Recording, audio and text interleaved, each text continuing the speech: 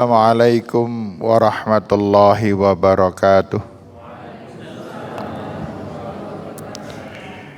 Alhamdulillah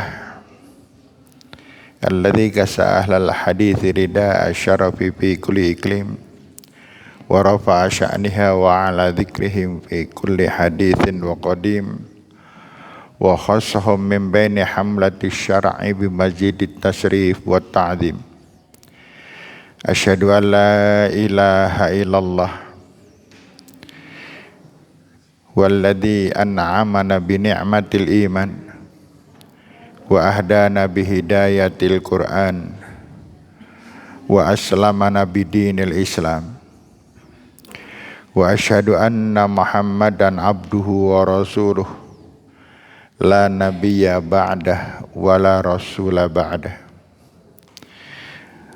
Faqala Rasul sallallahu alaihi wasallam, idza kathurat dzunubal abdi wa lam yakun lahu amalun yukaffiruha ibtalahu bil hazan liyukaffiruha anhu. Allahumma la sahla illa ma ja'altahu sahlan wa anta taj'al hazana idza syi'ta sahla. Ibu-ibu dan bapak yang saya hormati, alhamdulillah wa syukurillah. Ini kalau nggak salah yang ketiga Mas Jia meminta saya mengisi di pengajian Malsin, dan yang ketiga itu baru bisa saya penuhi karena beberapa kali ada bersamaan dengan jadwal yang lain. Dan dilalah itu bahasa Arab loh.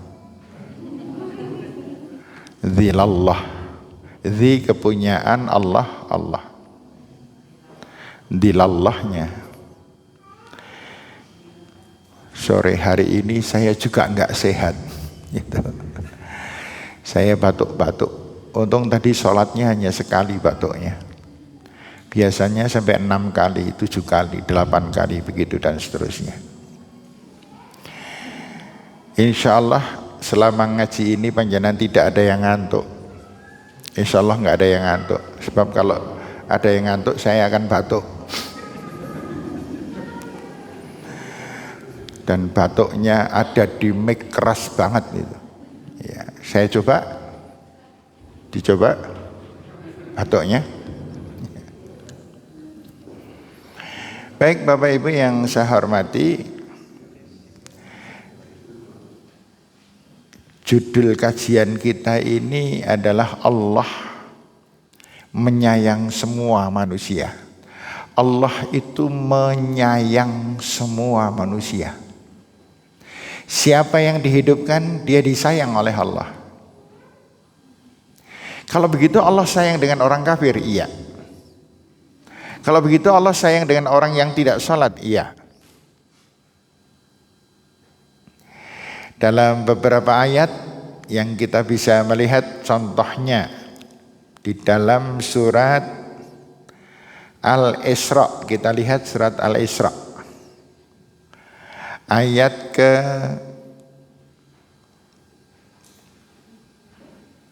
15,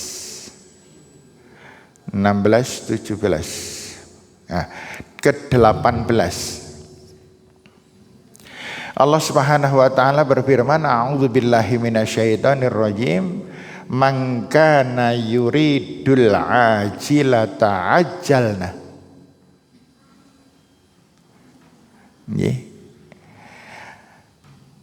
Siapa yang menginginkan kenikmatan hanya di dunia, kami berikan.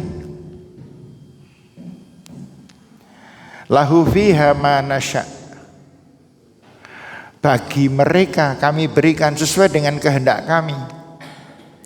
Liman nuridu tsumma ja'alna lahu jahannam. Kan ada orang yang berpikirnya itu hanya harta, hanya dunia.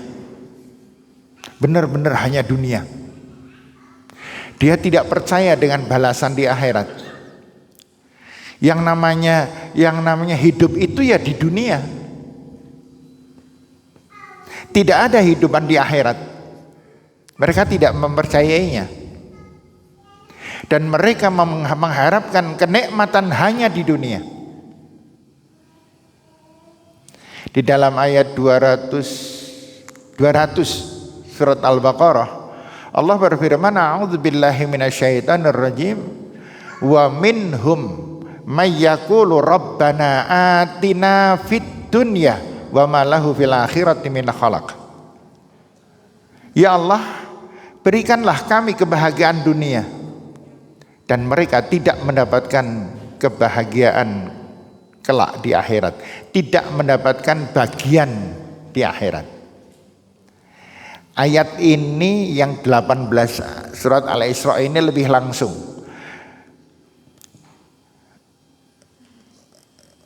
Man kana yuridul ajilata ajjalna lahu fiha ma nasya liman nuridu thumma ja'alna lahu jahannam. Siapa yang menginginkan hanya di dunia, kami berikan. Ada enggak orang kafir kaya? Ada yang mengatakan lebih banyak yang kaya daripada yang miskin katanya. Enggak iya? Ada enggak orang muslim yang miskin? Ada? Contohnya?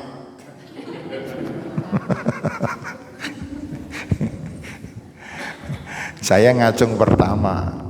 Ya. Saya lebih suka dikatakan orang miskin di dunia daripada dikatakan orang kaya. Kenapa yo? Kenapa lebih senang dikatakan orang miskin? Ya omong anane kaya ngono, adanya memang miskin lah, dikatakan sugih malah tersinggung saya. Iya. Ya. Nanti ada pertanyaan-pertanyaan, siapa yang bisa menjawab hadiahnya umroh, nggih. Gitu. Bayar dewek tapi.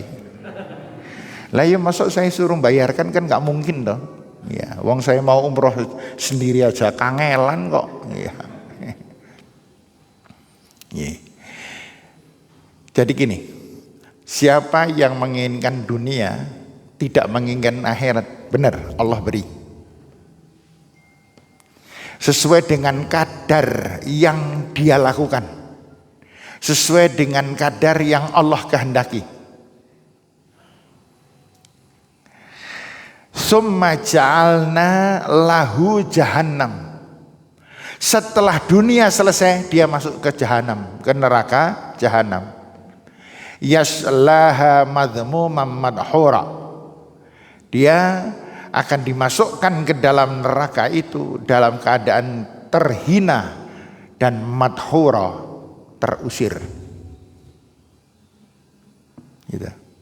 Sehingga kembali lagi kepada kita, visi misi hidup kita beda. Bahwa kalau kita hidup di dunia ini hanya sementara, iya kan? Sementara atau selamanya? Siapa yang tidak ingin mati? Ada yang tidak ingin mati? Kita pengen kabeh loh. Ya. Pengen mati cepat ada? Bapak Ibu yang saya hormati, kita hidup sesuai dengan kodrat Allah. Bahwa dunia ini hanya untuk lewat. Satu. Bahwa dunia ini hanya untuk menguji kita. Pantaskah kita masuk surga atau pantasnya kita masuk neraka? Di dalam kehidupan kita ini kan nanti dibagi menjadi beberapa golongan. Golongan yang pertama adalah golongan yang mutmainnah namanya.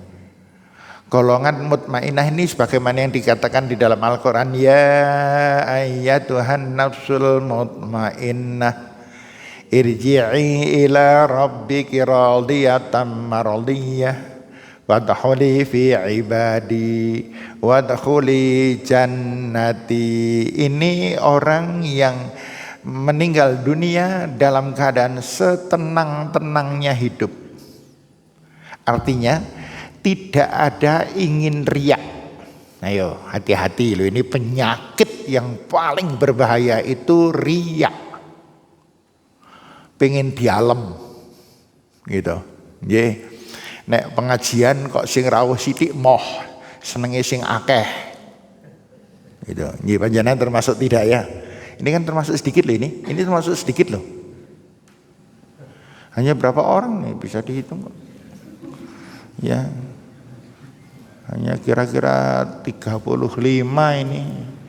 Nanti yang ngantuk 6 berarti hanya tinggal gitu. Yang pertama adalah orang yang yang pertama jangan dulu bentar. Penyakit yang pertama adalah riya. Yang paling berbahaya. Penyakit yang kedua hasad. Gitu. Kemudian penyakit yang ketiga syirik. Kenapa kok syirik saya letakkan di nomor 3? Karena paling banyak orang itu berbuat riya.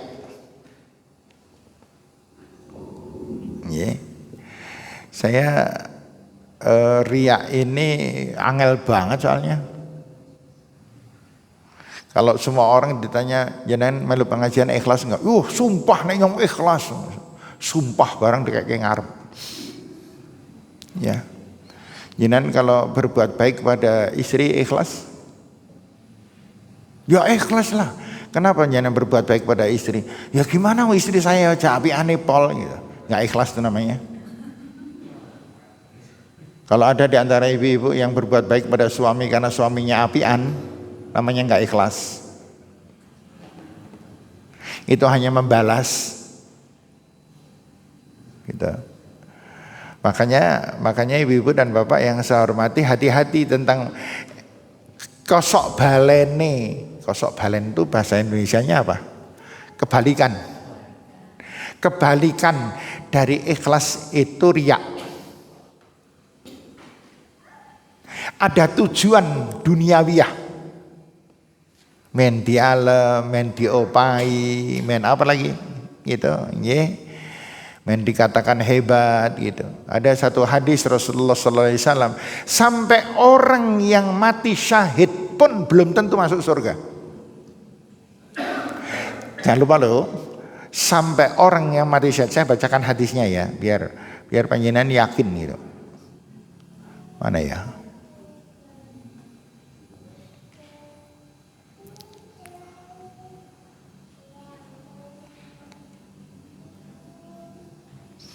Ini hadisnya. Hadis diriwayatkan oleh Muslim. Inna awwalan nas yuqda yaumal qiyamah alaihi rajulun ustushhida. Besok yang diadili yang pertama kali adalah orang yang mati dalam keadaan mati syahid. Fa'utiya bihi fa'arrafahu ni'amahu fa'arafaha. Kemudian Allah menunjukkan balasan bagi orang yang mati syahid. Kenikmatan-kenikmatan yang akan diterima ketika dia matinya mati syahid. Kemudian Allah berfirman, "Fama amilta fiha." Apa yang telah kamu lakukan ketika di dunia? Ditanya orang yang mati syahid tadi. Dia mengatakan, "Qataltu fika."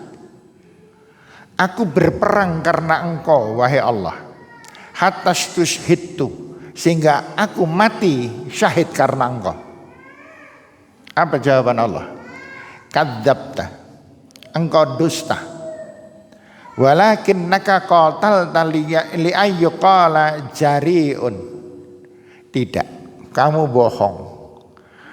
Kamu berjuang maju perang hanya agar kamu dikatakan sebagai seorang pemberani. Jari itu pemberani, pahlawan gitu.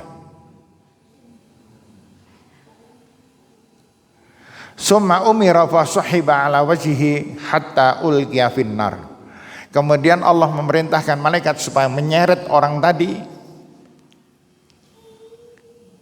dengan wajah di bawah diseret dengan wajah di bawah. Gimana itu? Orangnya tengkurap diseret, kemudian lemparkan ke dalam neraka. Segitu bapak-bapak ibu-ibu, orang yang mati syahid belum tentu masuk surga.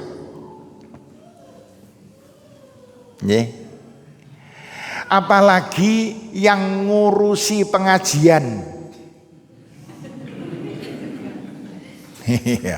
Ini orang berjuang ini. Coba aja nanti nek mutungan berarti orang ikhlas. Di organisasi kan begitu. Ada yang tahan dah bantingan, dinyek, diunekke ngopo, diarani apa. Silahkan. Saya urusannya hanya kepada Allah. Itu nanti kelihatan itu. Ada yang tidak di suatu ketika ada pengurus ini rapat tidak diundang, motong muni-muni itu. Gitu.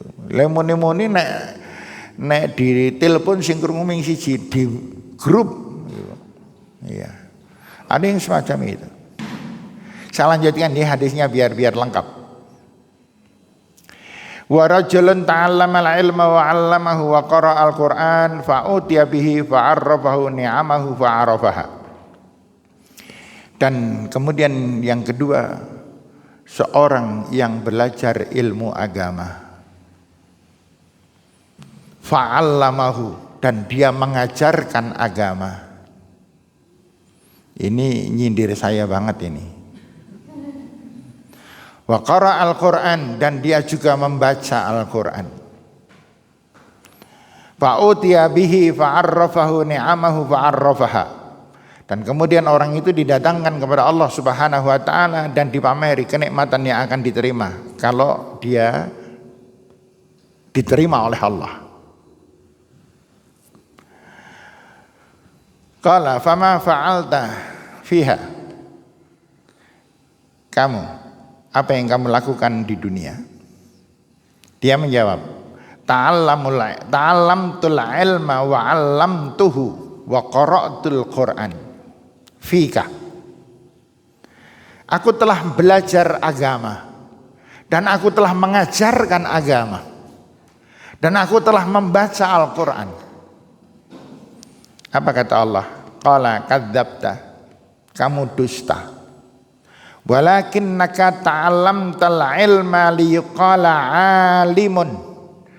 Kamu belajar ilmu dan mengajarkan ilmu agar kamu terkenal sebagai seorang alim, sebagai seorang kiai, sebagai seorang ustadz, sebagai seorang gus, sebagai seorang habib, sebagai apa lagi? Syekh dan lain sebagainya. Wa qara'tal Qur'ana liyuqala qari'un, dan kamu membaca Al-Qur'an suaranya bagus agar kamu terkenal dengan qari'. Hati-hati loh, ini yang suaranya bagus, yang suka membaca Al-Qur'an di acara-acara itu, bisa jadi itu jadi bumerang itu kalau hanya pengen dialem aja. Gitu. Begitu turun dari selesai membaca, turun kemudian pembawa acaranya ngalem-ngalem, banggane setengah mati. Kemudian nek pembawa acara itu wonge apiane pol, babe ngalem. Ya. Hati-hati ini panjenengan yang suaranya bagus, kalau saya aman. Saya aman. Suara saya jelek sekali. Dulu saya jujur aja, saya di pesantren pernah belajar membaca yang bagus, membaca Quran dan qiraah. Ujare saya wis apik gitu. Ketika ada tadarus di masjid menjelang 1 jam sebelum maghrib, kita sudah kumpul di masjid, kemudian mendengarkan bacaan Al-Quran dari apa yang dijadwal. Saya ikut ke jadwal. Ketika saya membaca itu, orang biasa banget itu, nggak ada yang komentar apapun.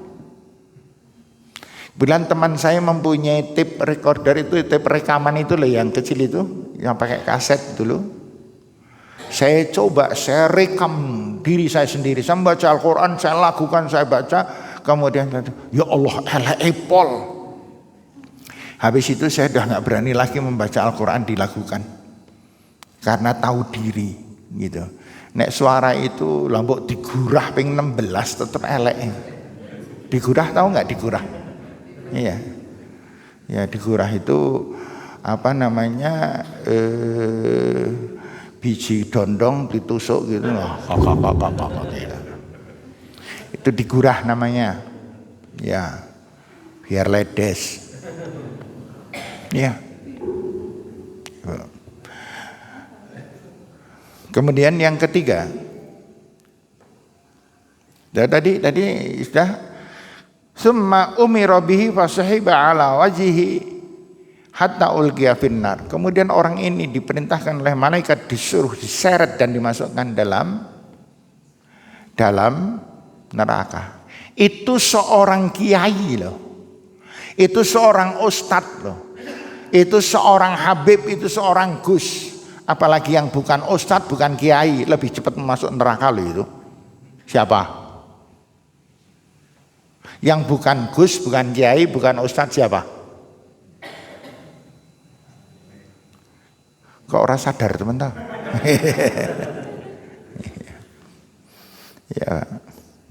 Ya, makanya sekali lagi tulus dan ikhlas itu modal yang luar biasa. Tanyakan terus setiap kali kita berbuat. Kenapa saya berbuat baik kepada istri? Kenapa saya berbuat baik kepada suami? Kenapa saya membiayai anak-anak saya susah payah saya biayai? Kenapa? Kalau tujuannya adalah tujuan dunia diberi oleh Allah, tetapi tidak mendapatkan apa-apa. Wa minan nasi may yaqulu rabbana atina fid dunya wa ma lahu fil akhirati min khalaq. Dan dari sebagian manusia ada yang mengharapkan dunia saja, akhirat tidak usah dipikirkan, dan dia tidak mendapatkan apapun dari akhirat. Kemudian yang ketiga, wa rajulun, kira-kira yang ketiga apa? Orang apa? Yang pertama orang mati syahid, yang kedua ulama, yang ketiga apa kira-kira? Orang yang yang ketiga adalah wa rajulun wasahullahu alaihi wa atahu min asnafil mal, dan orang yang mendapatkan kekayaan melimpah di dunia. Di sini ada yang punya kekayaan melimpah? Ada nggak yang sugih gitu? Ya, seandainya ada paling 1 atau 2 orang. Karena pengalaman wong sugih itu nek kon pengajian angel banget. Wong sugih itu nek kon pengajian abu atipol, Pak. Mbuh kenang apa itu? Iya. Gitu. Nggih.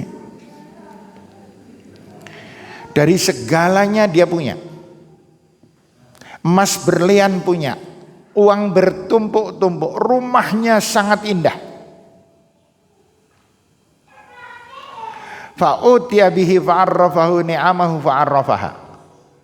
Maka kemudian dia didatangkan di hadapan Allah dan dipameri kalau balasannya nanti adalah semacam ini. Allah bertanya, "Fama amilta fiha?" Apa yang telah kamu lakukan di dunia? Orang ini menjawab, "Qala ma taraktu fi sabilin tuhibbu ayyun faqa fiha illa anfaqtu fiha." Ya Allah, Engkau telah memberikan kenikmatan rizki berupa harta yang banyak. Maka sebagaimana engkau perintahkan di dunia, aku hamba ini meninfakkan, mensedekahkan sebagian dari rizki hamba. Hamba bangun masjid, hamba bangun panti asuhan, hamba biayai anak-anak sekolah yang terlantar dan lain sebagainya. Hamba bangun rumah makan gratis. Ada yang anggota rumah makan gratis? Ada ya. Iya, jangan lupa, belum tentu orang yang di dunia api anepol itu belum tentu masuk surga. Kalau terhalang dengan apa yang namanya riya, itu. Kemudian Allah berfirman, kadzabta walakinnaka fa'alta liyuqala huwa jawadun. Kamu melakukan semuanya itu hanya agar kamu terkenal sebagai seorang dermawan. Faqad qila, dan itu sudah kamu terima di dunia dulu bahwa kamu disebut seorang dermawan, seorang yang apian, seorang yang lemah lembut dan sebagainya. Tsumma umira fasuhiba ala wajhihi wa udkhilan nar. Kemudian orang tadi diseret dan dimasukkan ke dalam neraka. Jadi bapak-bapak dan ibu-ibu yang saya hormati, kembali lagi ke intinya. Ibadah yang kita lakukan itu adalah ibadah yang benar. Kita sholat sudah 3 rakaat maghrib, benar. Tetapi apakah sholat kita diterima oleh Allah? Tergantung. Karena sholat tidak berdiri sendiri. Sholat itu menyangga semua amal ibadah kita. Kalau tidak bisa menyangga, maka sholatnya ambruk. Makanya yang namanya sholat itu iqamah. Di dalam rukun Islam kan sudah dijelaskan. Yang pertama syahadat. Syahadat itu perjanjian. Asyhadu alla ilaha illallah, itu yang dimaksudkan adalah saya berjanji, saya bersumpah bahwa tiada sesembahan selain Allah. Dan saya berjanji, saya bersumpah bahwa saya hanya akan mentaati tuntunan dari satu nabi, yaitu Nabi Muhammad sallallahu alaihi wasallam. Kemudian setelah itu salat. Ada apa dengan salat? Salat itu dikatakan as-salatu ruhul Islam. Salat itu rohnya orang Islam. Jadi kalau ada orang Islam kok tidak salat, itu orang mati berjalan-jalan. Paham gak? Wong sing mati ning melaku medeni banget itu, gak punya ruh gitu. Di dalam satu hadis disebutkan al-ahdu baini wa baina ummati as-salah. Perjanjian antara aku dan umatku terletak di dalam salat. Faman tarakaha faqad kafar. Siapa yang meninggalkan salat maka dia orang kafir. Bukan muslim lagi. Sudah keluar dari Islam. Makanya ulama berbeda pendapat. Ada orang Islam enggak pernah salat kok mati, disolati apa enggak ini? Gitu. Ada yang mengatakan dia pernah syahadat atau tidak? Ya pernah, sholati. Tapi dia nggak pernah sholat, berarti kan kafir, gitu kan? Jadi silang pendapat. Panjenengan jangan sampai besok ketika mati jadi perselisihan, Iya, Mas Ahmad meninggal dunia, sholati orang, Jangan sampai semacam itu. Iya, karena harus disolati, kok orang sembahyang. Nek itu orang disolati kok syahadat gitu kan? Iya. Tapi Nabi Muhammad SAW pernah mensolati Musailamah al-Kadzab. Musailamah al-Kadzab itu dedengkotnya munafik, kepalanya munafik. Disolati, diprotes oleh para sahabat. Ya Rasulullah, kenapa engkau mensolati Musailamah? Rasulullah SAW menjawab, dia bersyahadat, gitu. Dia bersyahadat. Ya. Baik, ibu-ibu, bapak-bapak yang saya hormati. Yang kedua, tadi yang pertama mengenai riya. Yang kedua yaitu hasad. Hasad itu di dalam bahasa Indonesia mempunyai beberapa makna. bisa diartikan iri, dengki, benci, dendam. Itu masuk semuanya dalam hasad. Nah, sekarang kita bersama-sama, kita koreksi diri bersama-sama. Ada di antara panjenengan semuanya dalam hidup ini orang yang tidak disukai? Ada yang dibenci? Ada yang masih sakit hati dengan seseorang? Hati-hati loh. Ini penyakit yang luar biasa. Kebencian, kedengkian, dendam, sakit hati, dan lain sebagainya, itu oleh setan selalu dimasukkan dalam benak kita ketika sholat. Selalu itu. Gitu. Misalnya, saya sengit banget dengan Pak Amir misalnya. Itu nanti saya takbir Allahu Akbar, kelingan Pak Amir, sengit. Ya.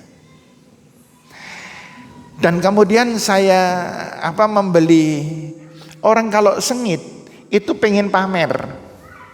Saya membeli sepeda motor, pengen tak pamerkan Mas Amir yang di sepeda motor anyar gitu. Iya. Itu orang dengki yang semacam itu. Dan Rasulullah sallallahu alaihi wasallam pernah bersabda, innal hasada ta'kulul hasanat kamal ta'kulun narul hatab.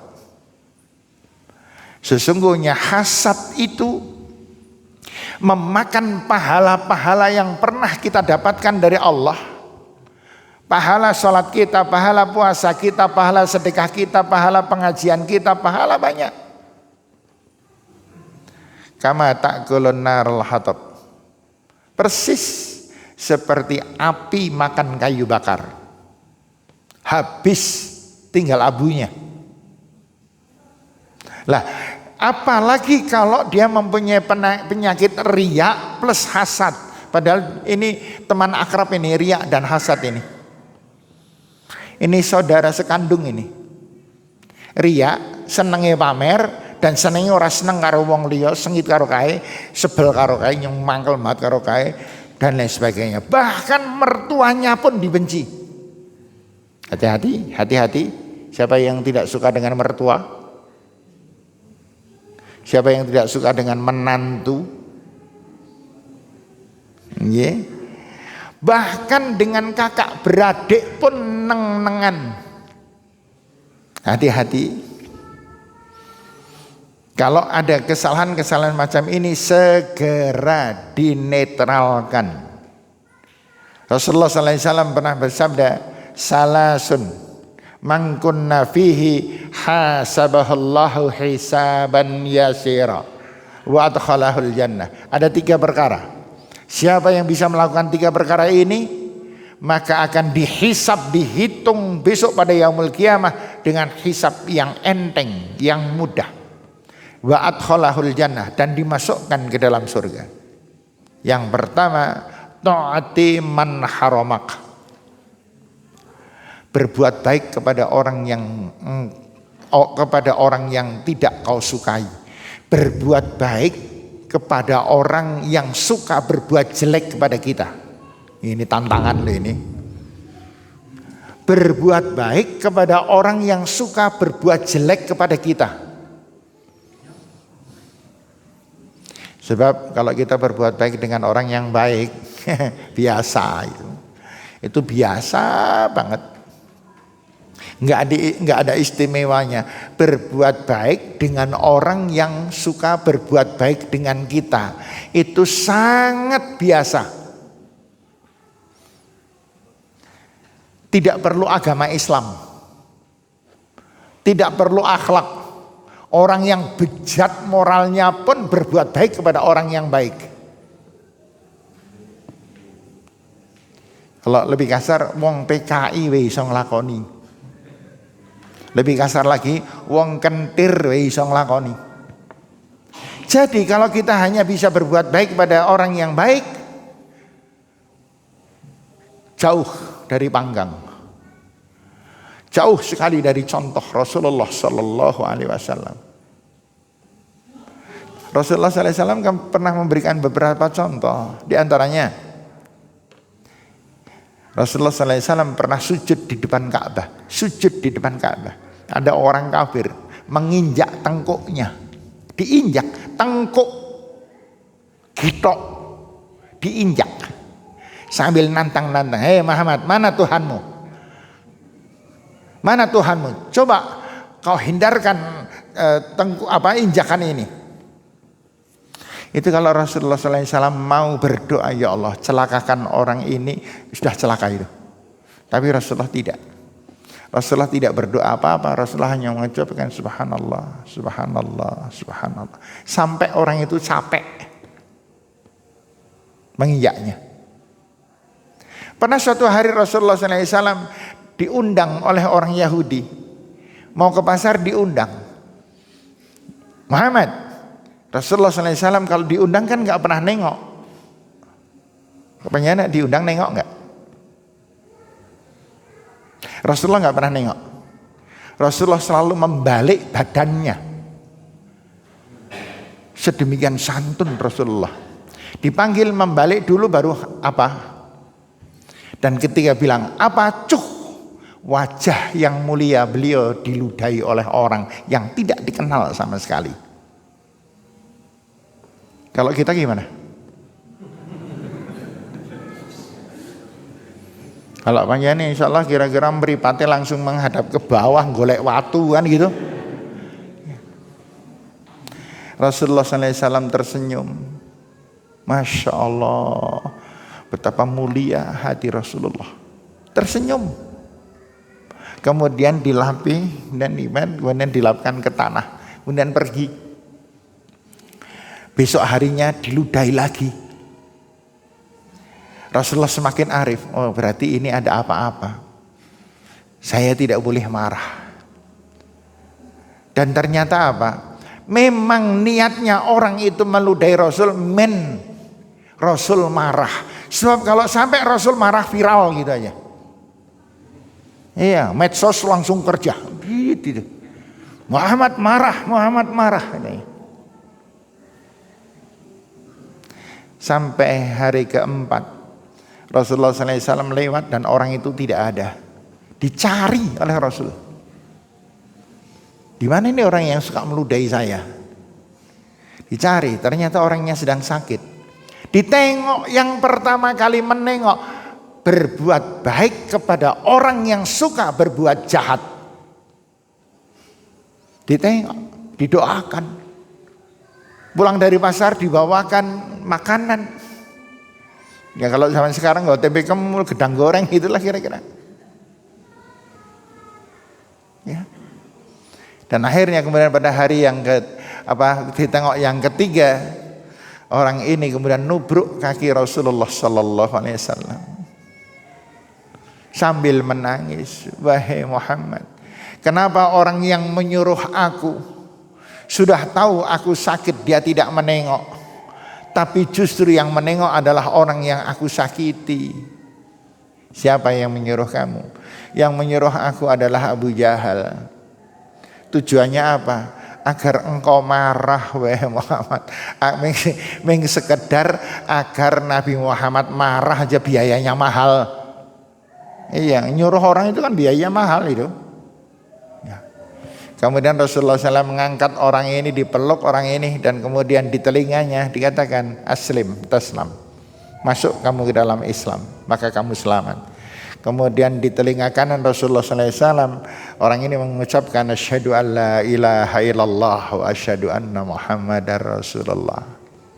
Kita tidak dimintakan persis Rasul, tidak. Penyaran kalau diludahi orang di jalan antemo, nggak apa-apa, nggak apa-apa. Ini hanya sekedar contoh dari Rasulullah Sallallahu Alaihi Wasallam. Ya, gitu. Jadi kekuatan kita itu perlu diuji. Maka orang yang suka berdiam diri di rumah saja itu jelek. Harus menguji diri, serawung, berteman dengan orang yang kasar, berteman dengan orang yang lemah lembut, berteman dengan orang yang suka menfitnah, berteman, banyak teman-teman yang beraneka macam ragamnya itu. Sehingga akhirnya kita kuat, bisa melaksanakan perintah-perintah Rasulullah. Wa ta'fu man dzalamak. Yang kedua, dan maafkanlah orang yang pernah mendolimi kamu. Ada di antara panjenengan yang pernah didolimi orang? Saya beberapa kali didolimi orang. Alhamdulillah sudah selesai semuanya, dan ternyata selesainya dengan kelembutan dan koreksi diri.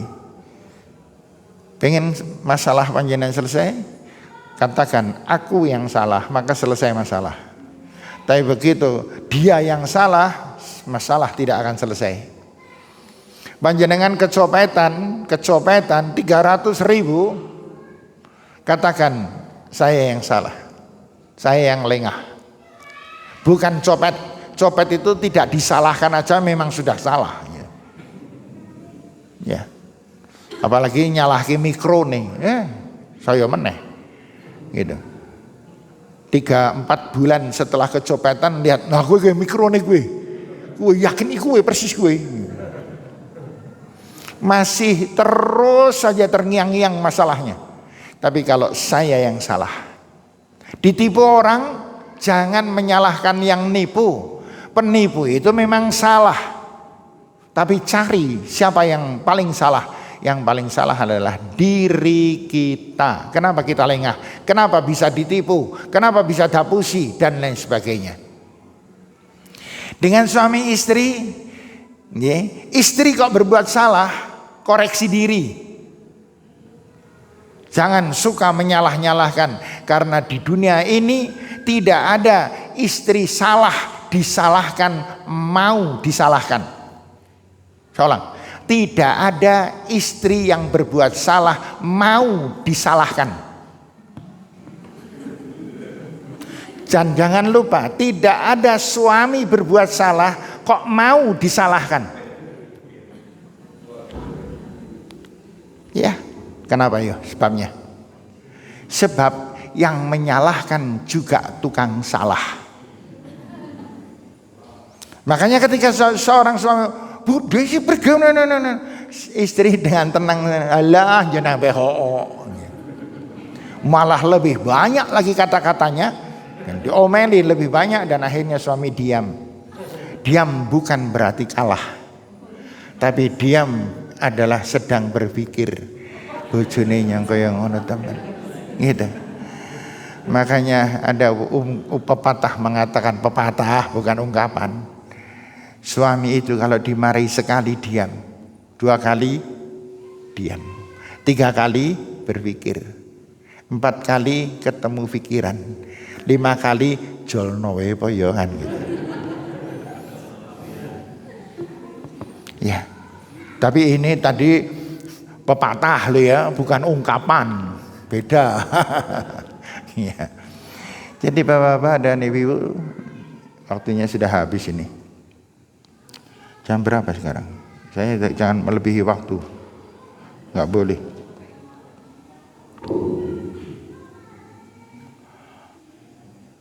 Oh, 4 menit lagi, masih ada 4 jam ya. Jadi Bapak-bapak dan Ibu, mari kita koreksi diri. Orang yang bertakwa adalah orang yang mengoreksi diri.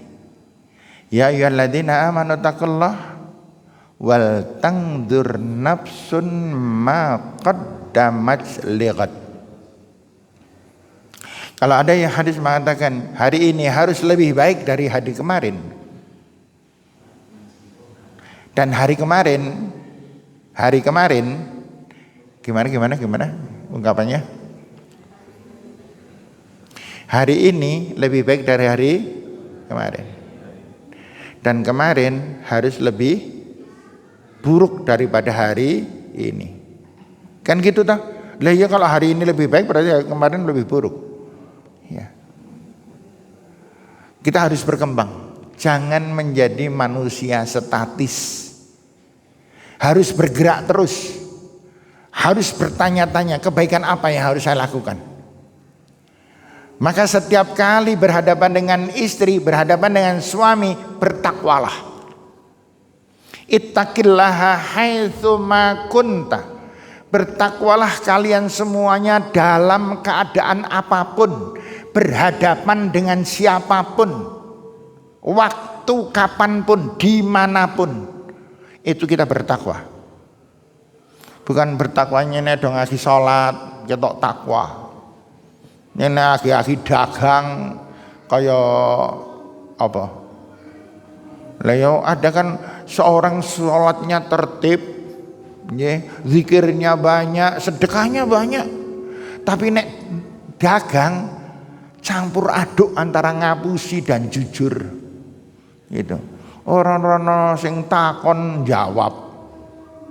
Ini pinten Pak regane Pak niki kawan dosa. Mboten 3 dosa mohon lah, mboten kulaane dereng dugi. Sapa sing takon? Kan gitu. Kulaane dereng dugi. Kan enggak ada orang yang bertanya kulaan, enggak usah disebutkan.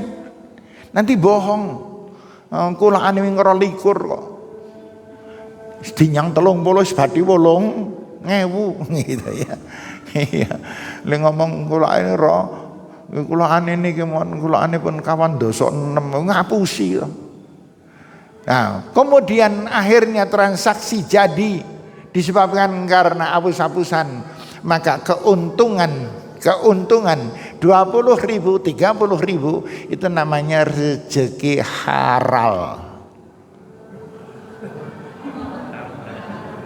Antara haram dan halal. Tanda tanya itu namanya syubhat. Orang yang bermain syubhat akhirnya waqa'a fil haram karra'i yarhal hima yushiku ayyaqa fiha. Persis seperti pengembala kambing yang mengembalakan di tanah milik raja, sudah ditulisi tempat gembalaan raja, dilarang mengembalakan di sekitar gembalaan ini. Siapa yang membalakan dan kambingnya masuk ke dalam maka disita atau dibunuh. Di dalam hadis Rasulullah SAW menggambarkan bahwa haram itu tempat gembalaan raja. Dekatnya namanya mustabihat. Faman waqa'a fi syubhat, siapa yang suka bermain dengan syubhat, faqad waqa'a fil haram, maka dia akan terjerumus ke dalam barang yang haram. Bapak dan Ibu yang saya hormati, saya kira ini pelajaran kita malam hari ini. Saya kira kita cukupkan karena ini sekarang jam berapa sekarang? 19.24. Salat Isya berapa menit?